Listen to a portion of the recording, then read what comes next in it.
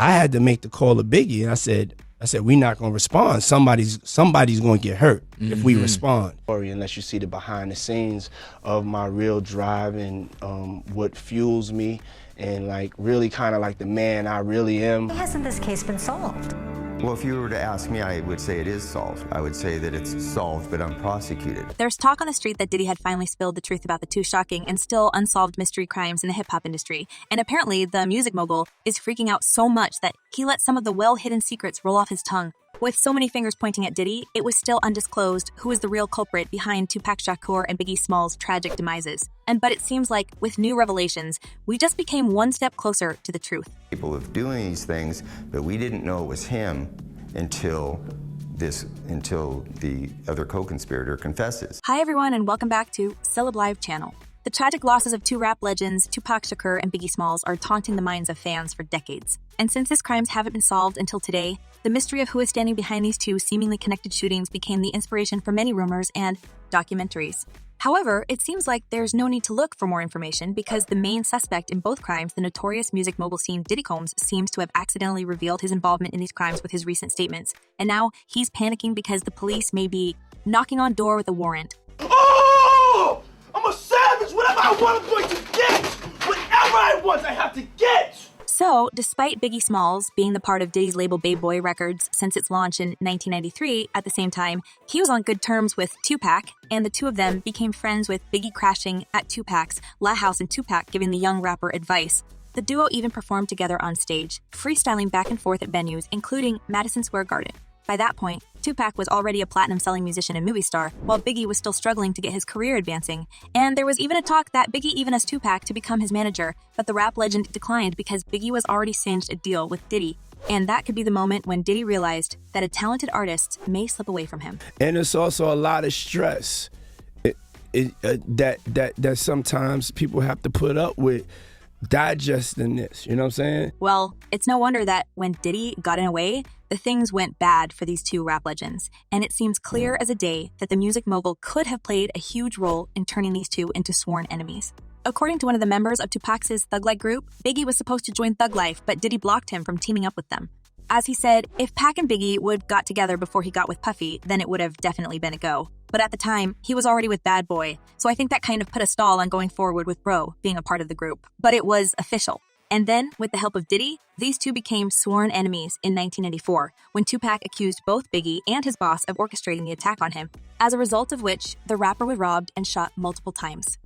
The rare, raw footage of Tupac Shakur in a wheelchair the morning after he was shot. As many people from the industry said, Puffy's involvement became the reason why Biggie and 2Pac's friendship fell apart, and now it's getting obvious that Diddy orchestrated the entire thing since the start, as he realized that both rappers could be potentially threatening to his career as a music giant. And by some mysterious turn of events, days later after being heavily wounded, 2Pac was sentenced to a year and a half in prison for say.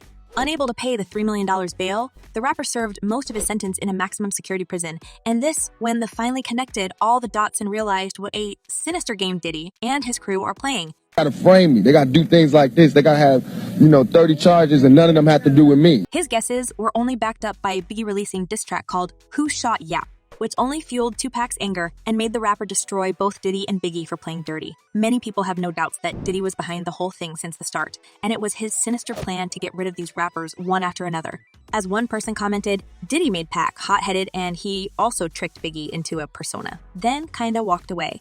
And another user added, I think Puffy made Biggie an enemy to Pac. Without Puffy, Biggie and Pac would have been in the same group and made history. Puffy was envious of both Pac and Biggie. Puffy needs to pay. So whatever agenda Diddy was pursuing at that time, it worked just fine for the infamous music mogul, and 2Pac did everything he could to slam his ex-friend and the Babe Boy rapper. Not only did he claim Biggie was behind the shooting, but he also bragged that he was going to bring down the couple of enemies and make them pay for everything. They know the prodigal son has returned. I'm alive. The ghost is walking around. You know what I mean? And I'm alive talking. After 9 months of being locked up, 2Pac was released on October 12, 1995 on a $1.4 million bail that was put up for him by notorious label boss Suge Knight. In exchange for getting him out, 2Pac went on to release 3 records under Suge's label, and guess who his first track hit him up was about? Well, 2Pac had all the reasons to slam his ex-friend because while he was locked up, Biggie took his position as the hip-hop legend. as music executive who worked with Bad Boy claimed when 2Pac finally did get out of jail. And whatever happened with Suga and Interscope, he came home, and at that moment in time, Big was the biggest rapper on the planet. And although 2Pac's track created a lot of buzz among East Coast rappers, Diddy refused to play fair, and despite other rappers' desire to respond in another diss track, he told everyone to just ignore it. I wanted to shoot a video the next day, make a song the next day, and Big was like, nah, we're not gonna do anything.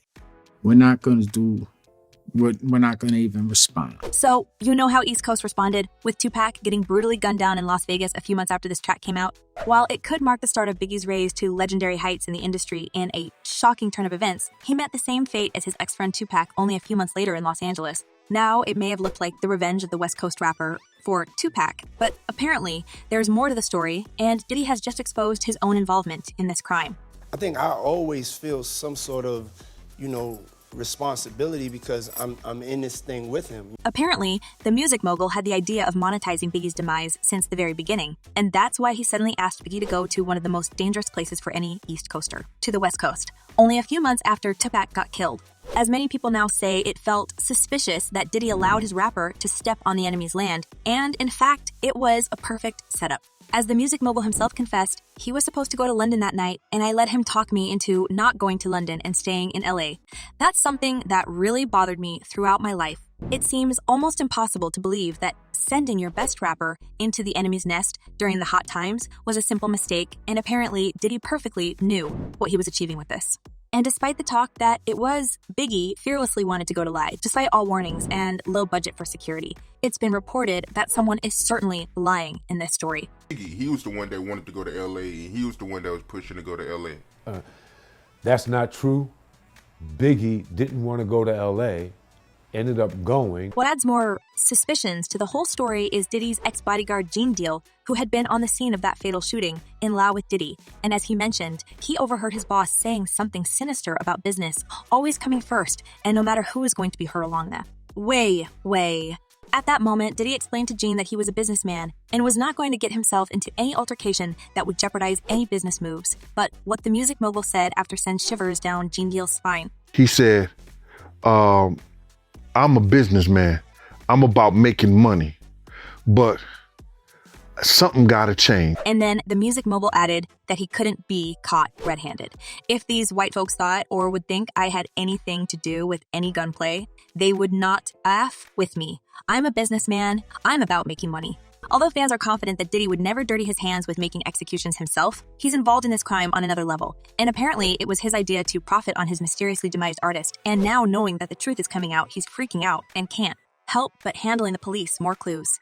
As one person commented, he made the perfect plan. He got them one-way ticket. And another user added, Diddy is Judas, period. And for those saying he wouldn't do Biggie, well, fools ain't heard about the demise clause in music. Worth more unalive than alive. Well, let's not forget that Diddy has no rivals up to this day, and something mysterious suddenly happens to all of them. And what do you think about this, guys? Could Diddy do the unspeakable to raise through the ranks of the hip-hop industry? And will he go down for his crimes soon? Share your thoughts in the comments below. I'm eager to know what you're thinking. And in the meantime, check my other videos about the sinister side of the music industry. Well, that's all for today. Thank you for watching this video.